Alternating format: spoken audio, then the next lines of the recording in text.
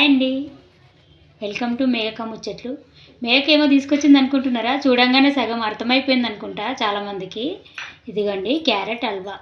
Carrot halwa చేసుకోవడానికి మనకు పిల్లలు అడిగినప్పుడు తొందరగా అయ్యే స్వీట్ ఇదేనండి. ఇంట్లో కొన్ని క్యారెట్లు ఎక్కువ తీసుకొచ్చినప్పుడు కూడా, ఇప్పుడు క్యారెట్ల సీజను, ఈజీగా ఇంట్లో హల్వా చేసుకోవడానికి మీకు చూపిస్తానండి. ముందు కావాల్సిన పదార్థాలు: క్యారెట్ తురుము, దీన్ని కొబ్బరి తురుములాగా తరుక్కోవాలి. తర్వాత పాలు, చక్కెర, డ్రై ఫ్రూట్స్, నెయ్యి. చాలా ఈజీ ప్రాసెస్, తొందరగా అవుతుంది.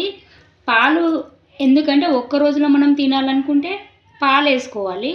పోనీ లేదు అనుకుంటే పాలు అవసరం లేదు. కావాల్సిన పదార్థాలు ఇంకోసారి చెప్తాను: పాలు, చక్కెర, డ్రై ఫ్రూట్స్, నెయ్యి, తరిగిన క్యారెట్. అయితే ఈ పాలు మనం ఒకరోజు ఉండాలనుకుంటే పాలు వేసుకోవచ్చు. ఒకరోజు కన్నా ఎక్కువ ఉండాలంటే పాలు లేకుండా స్కిప్ చేయొచ్చండి, నెయ్యితోటే సరిపోద్ది. మనం ప్రాసెస్లోకి వెళ్ళిపోదామండి. ఫస్ట్ స్టవ్ వెలిగించుకొని గిన్నె పెట్టుకోవాలి. తర్వాత పాలు వేసుకుందామండి.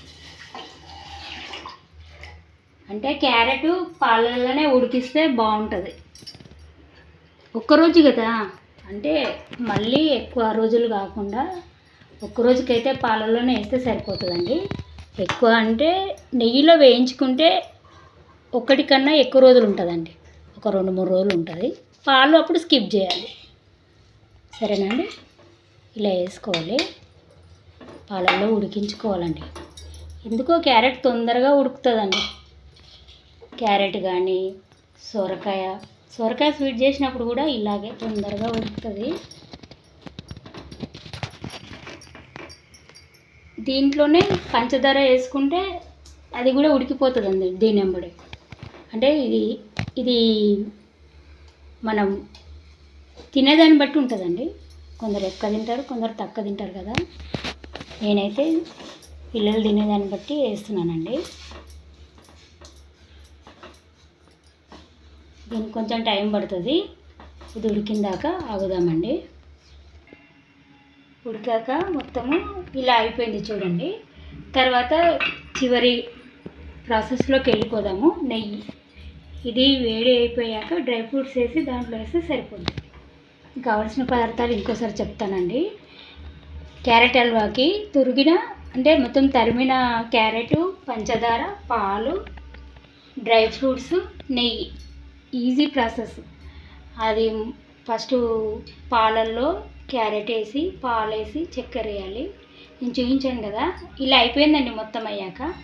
తర్వాత ఈ నెయ్యి కొద్దిగా ఉంటే ఇలా వేసుకోవాలి. నెయ్యిని ఇలా వేయించి దాంట్లో డ్రై ఫ్రూట్స్ వేస్తే సరిపోతుందండి.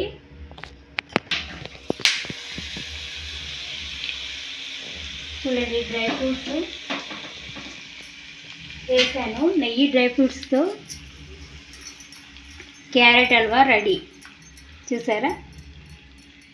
నేను ఈ మధ్యన అన్ని వీడియోస్, మంచి కుకింగ్ వీడియోస్ పెడుతున్నానండి. మీకు అందరికీ క్యారెట్ హల్వా నచ్చింది అనుకుంటున్నాను.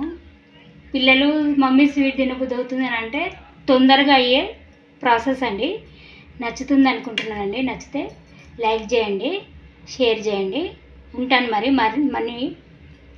మంచి మేఘక ముచ్చట్లు అంటే వీడియోస్, కుకింగ్ వీడియోస్తోని, షార్ట్స్తోని మీ ముందుకు వస్తానండి. ప్లీజ్ లైక్ చేసి సబ్స్క్రైబ్ చేయండి. ఉంటాను. బాయ్.